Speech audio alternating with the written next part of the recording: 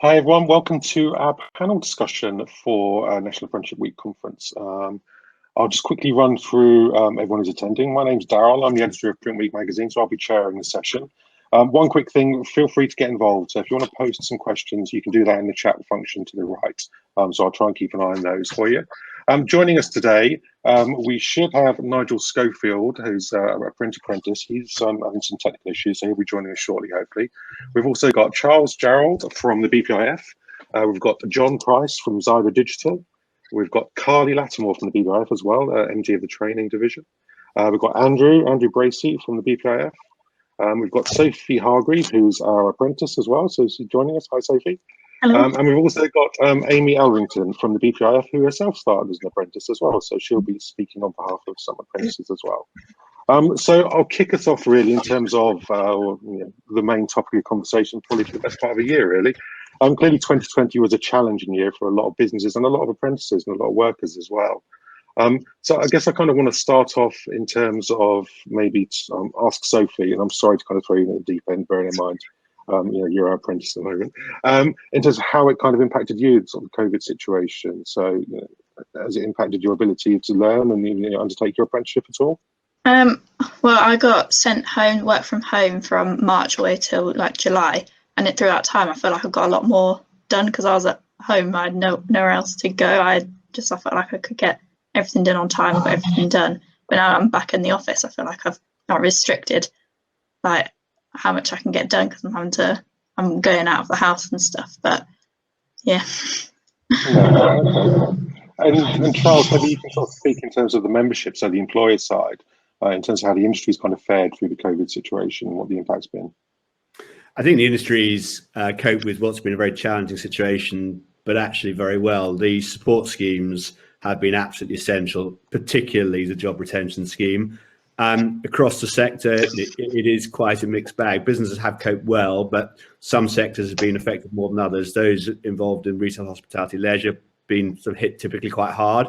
Packaging sector's been quite strong, but often it's sectors within a company as well, because most companies are generalists and they supply a range of different sectors. So quite a range, but generally I would say the industry has coped well and the support schemes have been pretty effective, actually. And I suppose, if anything, COVID is the word of 2020, if you like. In terms of the print industry, pivots was probably the word, wasn't it? In terms of a lot of those companies that have started to expand their operations in terms of into new areas to kind of keep things ticking over. Yeah, I think that's right. I mean, actually what's happened is that people have adapted and pivoted. It's an industry of typically small and medium-sized businesses, which are quite nimble and quite entrepreneurial. And we've definitely seen that come through. And it's been a chance for organizations, probably the wrong word, but it's made organizations look at things they've been thinking about and actually make decisions around that. Okay. John, and what's your sort of view on it in terms from the industry side? I'm not sure John is with us at the minute. He's made a comment that he's not hearing or seeing very much. So. Okay, in which case I won't ask him some questions. I don't want to speak for him. Actually, Carly, from your side, Charles mentioned in terms of sort of makeup of the industry, a lot of smaller companies.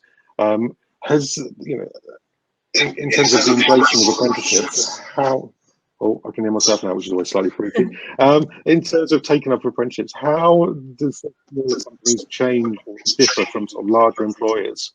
Has there been a limited take up, or is it something that's of interest? It's quite interesting actually. We've just reviewed our kind of end of year data, and we compare pre-COVID to the COVID months, as we call them, between March and July.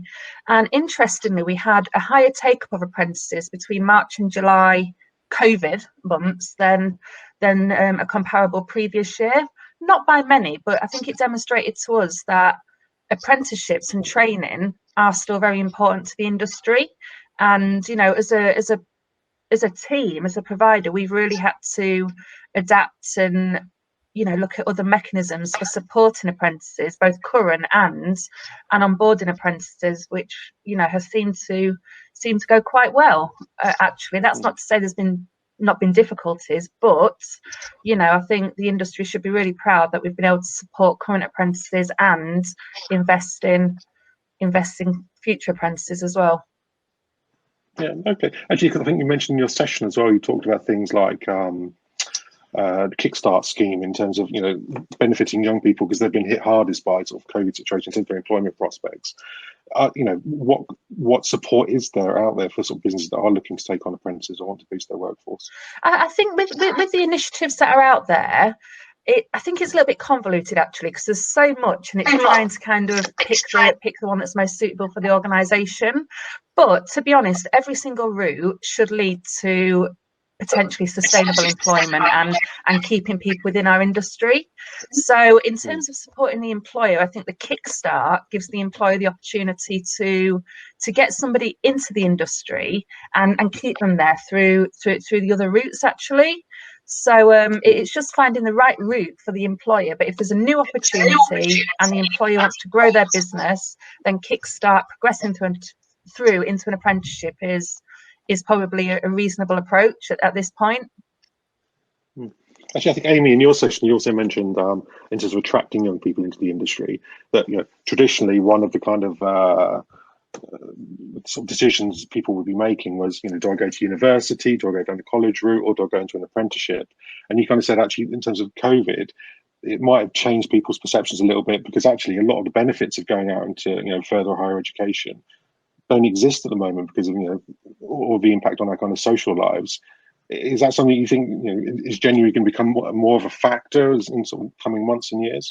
Yeah, I think considerations on apprenticeships and the perspective of apprenticeships has really changed anyway in general, and they are becoming more well known. They're more competitive now compared to what they used to be, and that perception of them usually being sort of a substitute for uni if you weren't academic enough to go to uni has completely changed now. And then continuing on and adapting to the new environment of not being able to go out, not having that social aspect. I totally think in the next year or so that's definitely going to be the case. I know a lot of people have deferred their places at uni, and whether they then choose to go to uni or not because they don't want to go for that without having that social element, they may look at other avenues, and one of those avenues could be apprenticeships. Okay. Actually, Andrew, in your experience, I mean, what are the kind of common questions that young people might ask when they're considering undertaking an apprenticeship? I think the career path is the one thing, and the opportunities within the industry. I came into print myself in 1980 as an apprentice, so I can actually give personal experience of that, and the opportunities in the trade are fantastic.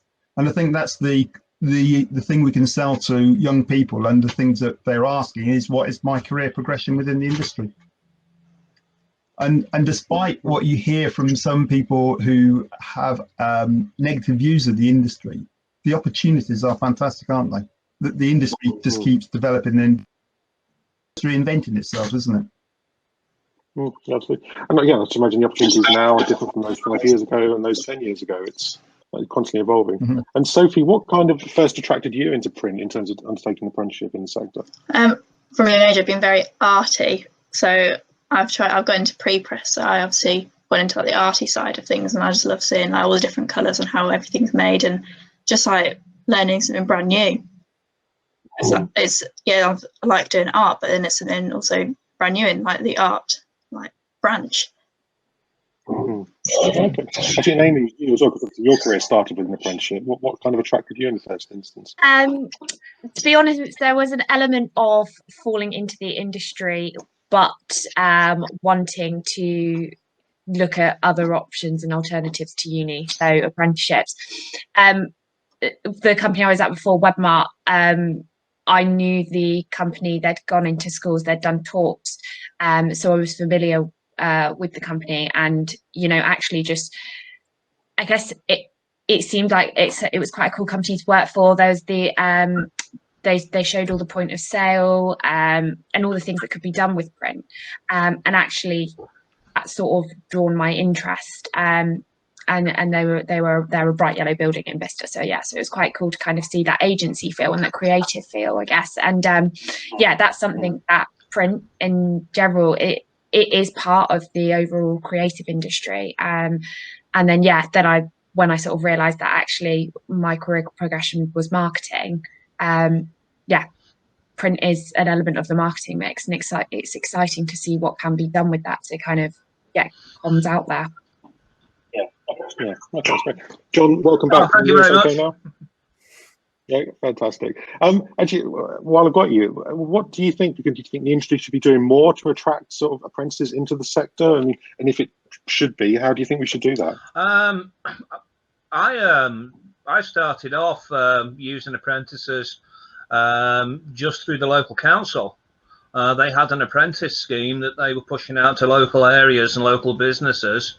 And I got buy-in with them, and they were very helpful, and we had a relationship with the BPIF who helped with the training, and there was a massive recruitment drive for apprentices. They had apprentice fairs, not just for print but for all businesses in the area, because ultimately you're going to be after local people for apprentices, because most of them are unlikely to have cars or anything like that. So that's what we did, and it was very, very successful.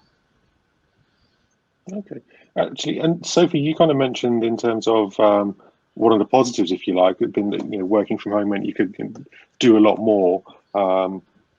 Do you think that's something that is going to be attractive to apprentices going forward in terms of, you know, I should imagine, and I'll ask Charles about this afterwards, and Carly, you know, the way we all work is probably going to be different going forward. So we probably will be more people working from home occasionally, or a bit more flexible working. Do you think that makes the sector even more attractive to apprentices? Definitely, because when you're working, you sometimes forget that you've got your coursework, but when you're at home, it's always on your mind and you're thinking about it. So I definitely think it'd be more attractive, because like if you're not like going to uni or anything, you're at home, so you need something to do as well as working. And Charles, do you think that the way the sector works will be changing post-COVID? I appreciate, you know, the manufacturing side, you still need to be present to do the job, but in terms of maybe some of the other functions in the sector. Yeah, I think that I think we'll go back a little bit to where we were before, but we won't go back that whole journey. And I think I would really hesitate to draw any positives from the last year, but the perhaps is one in that actually within our training, we've talked about how we should be using technology differently to deliver and to support more of that kind of training experience. And it doesn't replicate face-to-face, but it's an as well. And I think that we've all gone through very steep learning curves about 10 months ago on the use of video technology, and actually a cultural shift as well. And so I sort of see that as an as well. I think we'll be using a lot more remote technology. We'll continue to do that. But there is nothing quite like seeing people. It is highly invigorating getting out and seeing people. And I'm sure that we will be grabbing every opportunity we can to do that, but probably a little bit less travel time where we can avoid it. And finally, it actually does help with engagement in lots of ways. You know, when we hold events such as today, it doesn't mean that people have to step outside their business for half a day. And it's the same with our regional boards, for example. So there is an efficiency side to it, which is good, but we do also miss that human side a little bit, all of us. I think there has to be some investment to enable people to work from home more effectively. You know, a lot of people are expected to use their own equipment, to dial in and to pay for their own broadband and things like that. So some companies are better than others at providing an effective laptop or Apple Mac or whatever, but there are concerns about the social impact on working from home, the less engagement you have, management issues and performance management. And I read something before Christmas that the next cash cow for PPI is going to be people working from home claiming about poor posture, poor eyesight, and you know, bad working conditions, because trying to work in a kitchen in a small house with 3 kids running around and maybe your partner also working from home, you know, can cause some issues. Yeah, absolutely. I've already put my expense claim in for my shepherd's hut in the back garden, so you know, hopefully I'm all good. It was good enough for David Cameron, it's good enough for me. Carly and Andrew, what have been the sort of challenges for you guys in terms of supporting apprentices, in terms of how you deliver training and development, and how have you kind of combated those? And actually, what Charles touched on there, what are going to be the lessons for the future in terms of how you change what you do? I think as Charles alluded,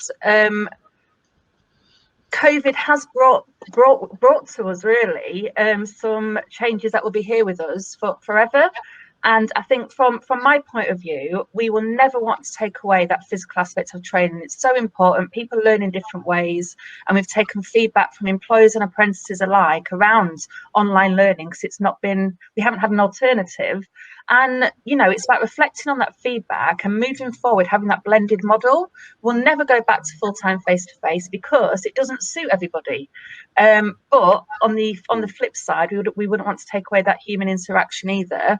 So it's about that blended model and, understanding that gives us the opportunity to take a bit of time back. I used to spend, if I was at this event last year, it had been a 5-hour round trip for a 3-hour session.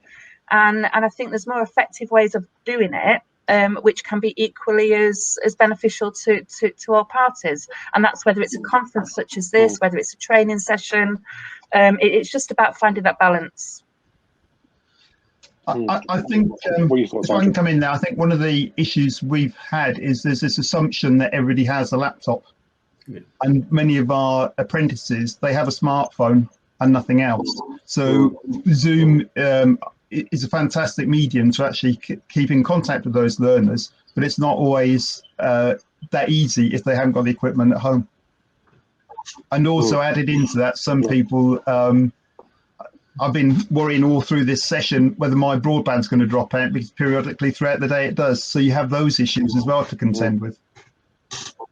But I'm sure we won't be going back to visiting, and spending hours on the motorway. No, absolutely. And Bug, you're right, there's going to need to be a lot of social and technology changes to actually enable us to embrace this properly. And, as illustrated by the fact Nigel was hoping to join us, but he's on an iPad and the platform's not, suited to an iPad. So, you're absolutely right. I think there's definitely lessons to be learned, but we've learned a lot, but there's more that we can still do. Actually, Ursula's posted, and this is slightly off topic, but on an off topic in that we're moving away from COVID, but Ursula from BPI has posted a question about the Times featured a gentleman called Bob Bryce, who's 76, and who's believed to be the oldest apprentice who started a level 3 supervisor apprenticeship. And just highlights the fact that apprenticeships are a useful path for anyone who wants to retrain in the first step. Do you think actually that's something that maybe people aren't really aware of, that when we think of apprentices, we think of people like Amy and people like Sophie, who are starting their careers, rather than necessarily people who may be looking to kind of, pivot their careers, like I say, word from last year. Yeah, definitely. When we think of an apprentice, we often think of a 16-year-old bricklayer or electrician, and that's not the case anymore. And I think Ursula makes a really, really interesting point about the 76-year-old who's retraining. Apprentices are for any age; they don't discriminate. And as long as an individual is learning a new skill, contributing new skills to that employer, then apprenticeships should be used, and all of the incentives that go with that. I think we don't see it, but there are cases where apprenticeships are being used as, churning out resource. But if they're being used in the intention in which they're meant, upskilling, learning new skills, knowledge and behaviour, then age is no limit. I would just kind of reinforce that measure. I think that the modern approach to apprenticeships has massively benefited our sector, actually, both in terms of bringing people in earlier on in their careers and providing progression, but actually also providing really strong training frameworks and standards for those who are already in senior roles but may not have had that much formal business training previously, and it's really practical, hands-on. And I can remember very clearly the level of enthusiasm when the first level 5 cohort graduated 4 or 5 years ago. It was superb. Actually, Amy and Sophie, do you think that the kind of your start in your careers, if you like, through apprenticeships and kind of learning and working, if you like, that will stick with you throughout your careers? Do you think you'll always look to do that and develop yourselves and sort of push yourselves a bit harder? Yeah. So I completed, I guess, was my second apprenticeship last year, the management course. So prior to that, I did my level 3 business and admin one. So I'm actually looking at doing a level 7 now. Carly's smiling at that. Yeah, so I'm actually looking at possibly doing my level 7 course, sort of in a marketing specialist apprenticeship. So yeah, I think I've kind of my dad, he's always worked and studied at the same time, not as an apprenticeship, but sort of in that way. So I guess that's where my influence has come from in terms of working on the job and developing skills as well. And yeah, and the other thing as well, I was actually speaking to some of my friends the other day who were kind of not really sure what they want to do, and actually talking to them about the possibility of doing a degree level apprenticeship. They've already done degrees, but actually they're sort of 28, 29 now, and actually they're looking for a bit more progression and actually just a way into a business that you don't necessarily have if you're coming out of uni. So yeah, so I think from that perspective, I think they're really great. Amy, have you been training apprentices yourself? I haven't been training any myself. I'm part of the BPIF mentor scheme.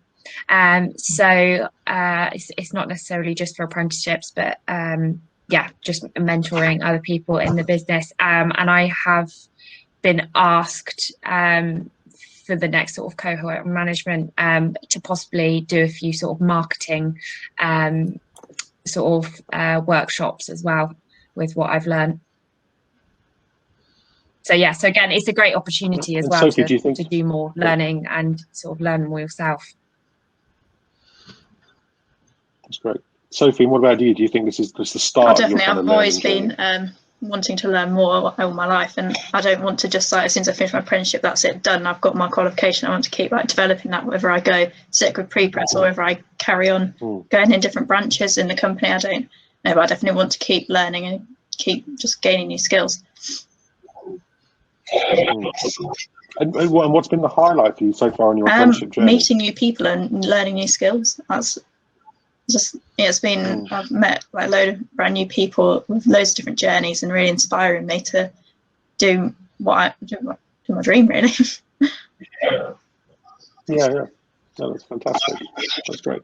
And John, in terms of inspiring sort of apprentices, what do you think we should be doing? Sorry, I didn't catch that. In terms of inspiring apprentices, people like Sophie and like Amy when she was an apprentice, what do you think we should be doing? I think we should be focusing on those that maybe are not so good academically, but are really good practically. That's how I selected my apprentices. I never looked at whether they had 17 GCSEs, and I thought that apprenticeships, you know, they're for everybody. You don't have to be academically gifted.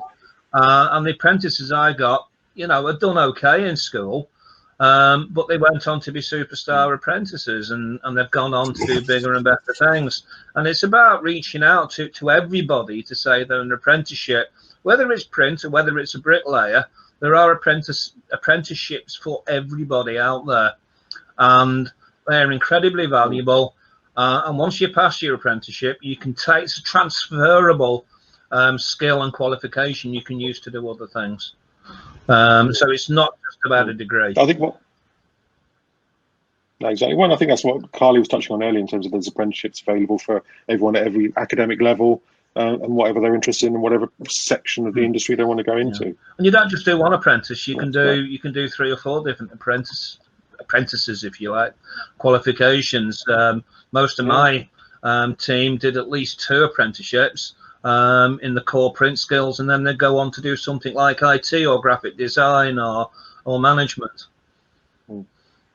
So there's always a next step. Absolutely.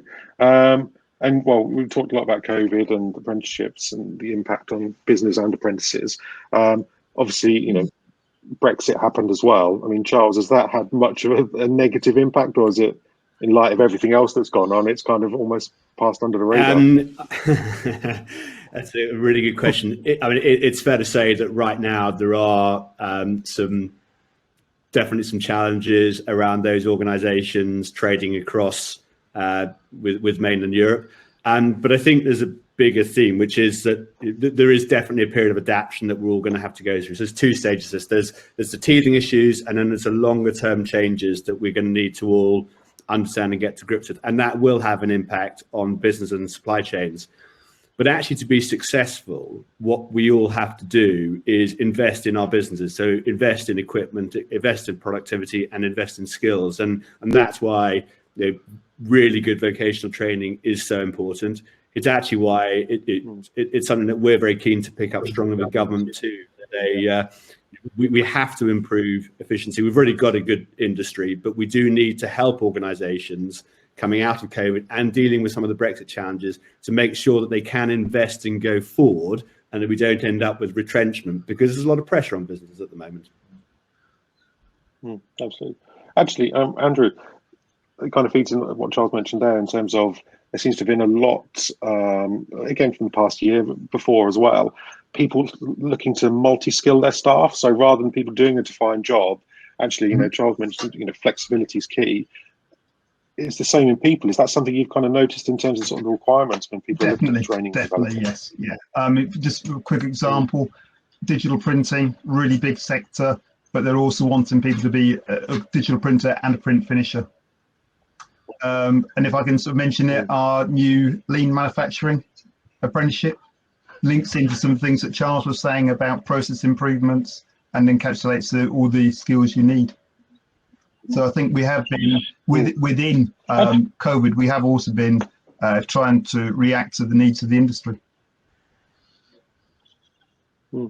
Actually, it's interesting about lean manufacturing as well, because it's almost, it seems like it's something from sort of 5-10 years ago when it was a very hot topic, but it's not really discussed as much anymore. But is that because it's so ingrained in everything that everyone does that it's no? I don't know. What do you think? I see where you're coming from. I think it was ingrained in everything we've done, but there's nothing wrong in revisiting it, and the apprenticeship program does focus on that, and there's the opportunities for all businesses, aren't there? Absolutely. But also interesting, I would have thought, you know, by developing this within apprentices who have fresh eyes and a fresh perspective, you know, one of the key sort of challenges of lean is kind of looking at your processes and looking at how you can improve them.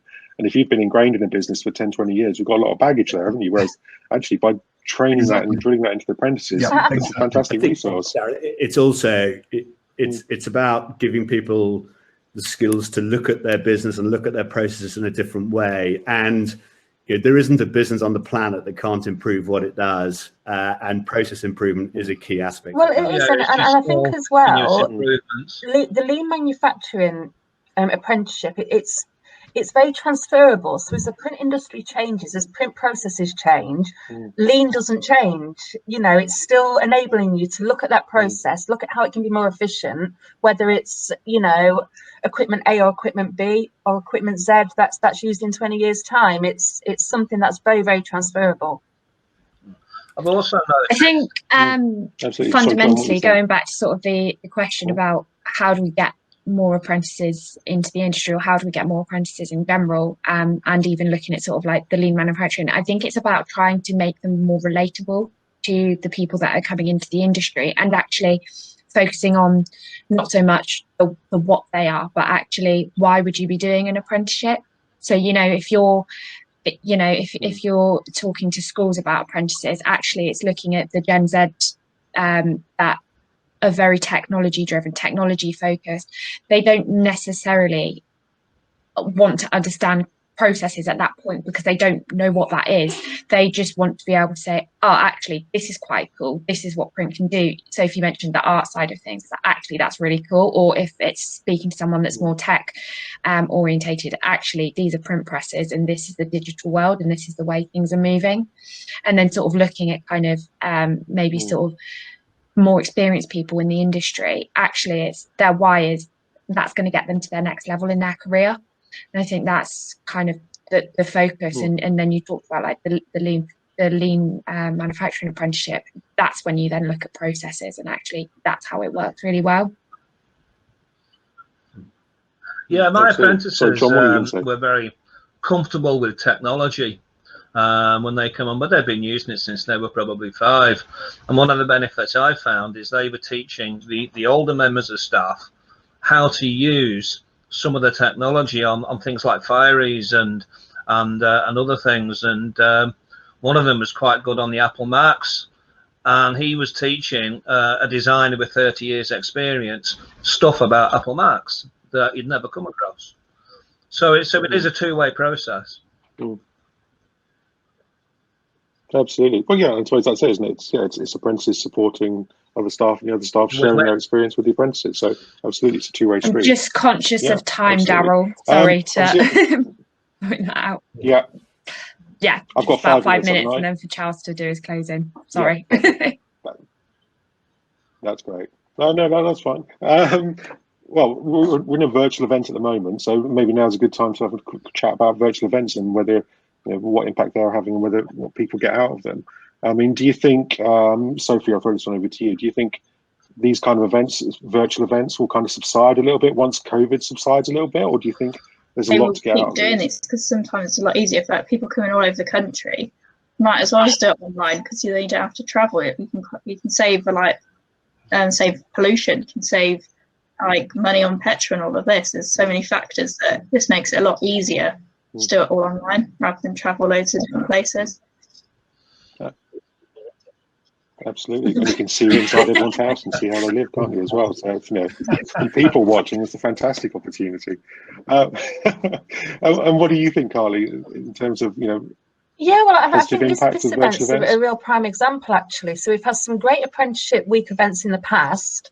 But if we look at the numbers that attend them, generally it's in the Midlands. And if we look at last year, we maybe had 30, 35 attendees. Maybe 10 of them were apprentices. Whereas this year we've had, I think we were touching 70 attendees at one point, a good proportion of them being apprentices and employers, nationally. So, I think if we look forward to next year, maybe we use that blended approach. It's a week-long event. We maybe have one, physical event and, utilize virtual events alongside that as well. So I think there's definitely positives to be gained from virtual conferences. Absolutely. And presumably, like this sessions, they'll be available on demand afterwards as well. So indeed, yeah. There's a potential wider audience there. Yeah.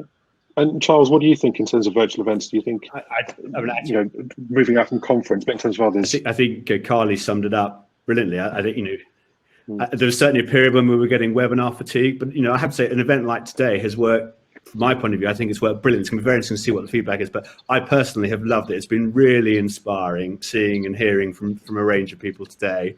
It's worked for me really well online. I think it's worked well as an online event.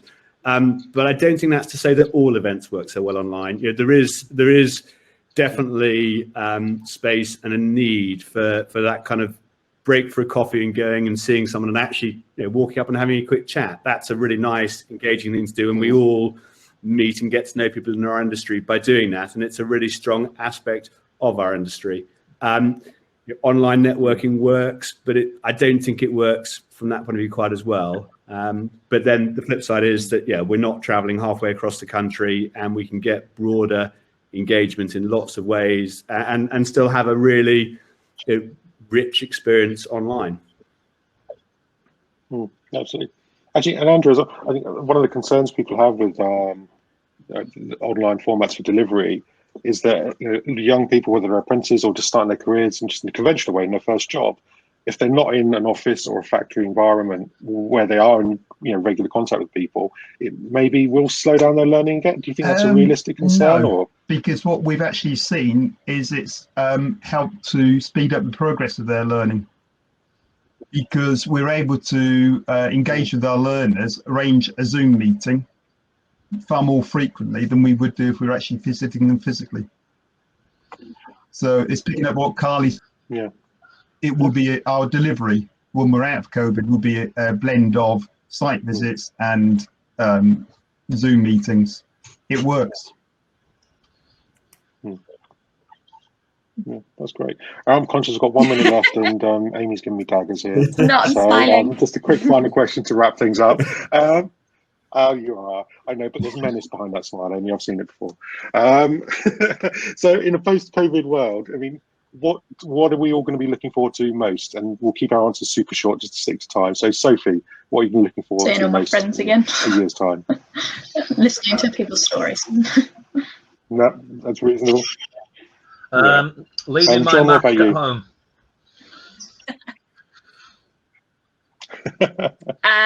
Excellent. And Amy? Just being able to shake people's hands and hug people. That's A great. plate of calamari in Cyprus. Oh, nice. So this gets tougher and tougher because now Charles and Carly have got the tougher gigs because everyone's all said the other one. So Charles, what about you?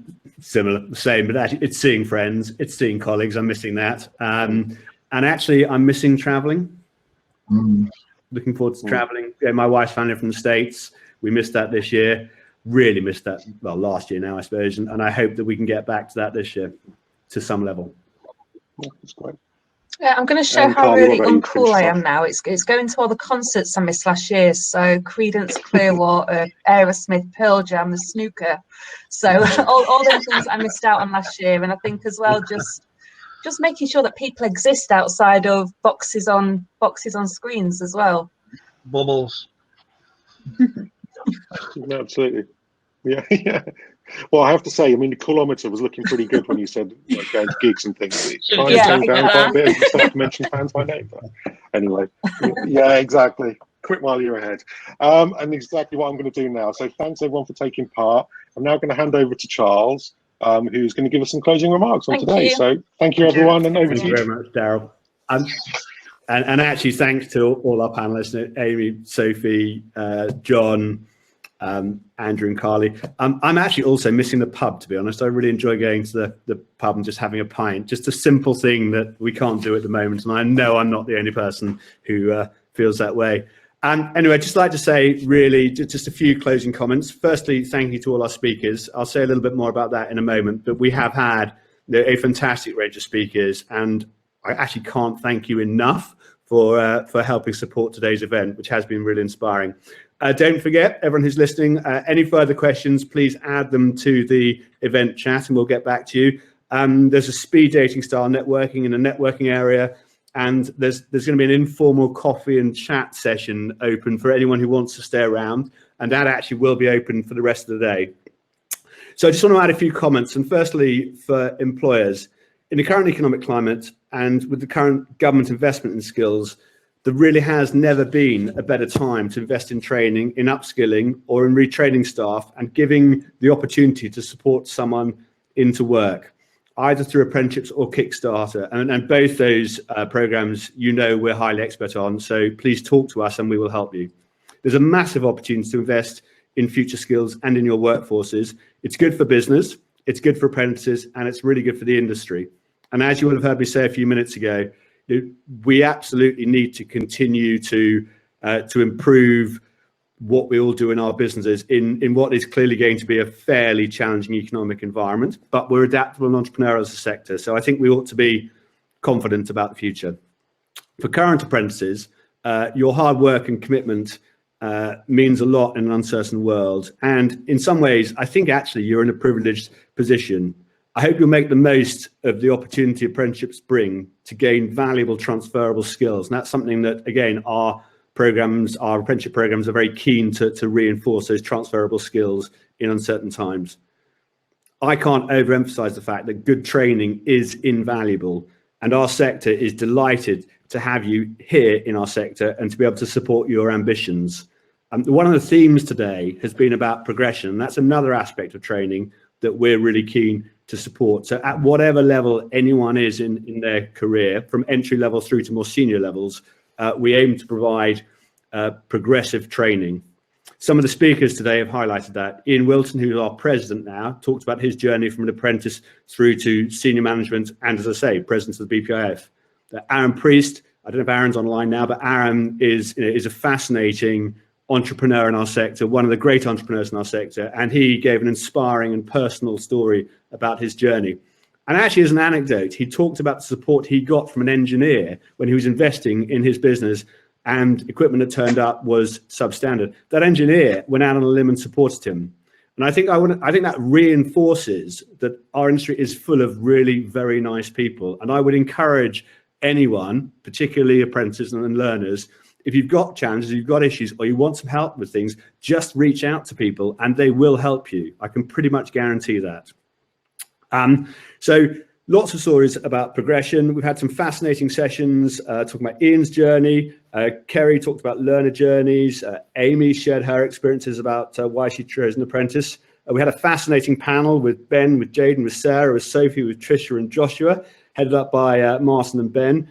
And then John and Steve talked about the intro to print. And I actually learned some things about toilet roll I didn't know before. So wonderful variety in the industry. I think it reflects not only the range of careers and training options available, but actually also just, again, the variety in our industry. I'm going to finish in a minute, but I just want to also talk about what the printing charity do. Sophie Kirby gave a session on welfare earlier today. We are extremely fortunate to have an organisation like the printing charity in our sector. And that's not just because of programmes like the Rising Stars programme that they support. And again, I recommend for learners that you look at what the printing charity do, but they also have an extremely effective confidential helpline. And I want to reinforce to employers that you should be talking to the printing charity about enabling that service for your staff. Working from home works for lots of people, but it doesn't work for lots of people. And even for those who it does work for, it can be isolating, and welfare and looking after staff is key.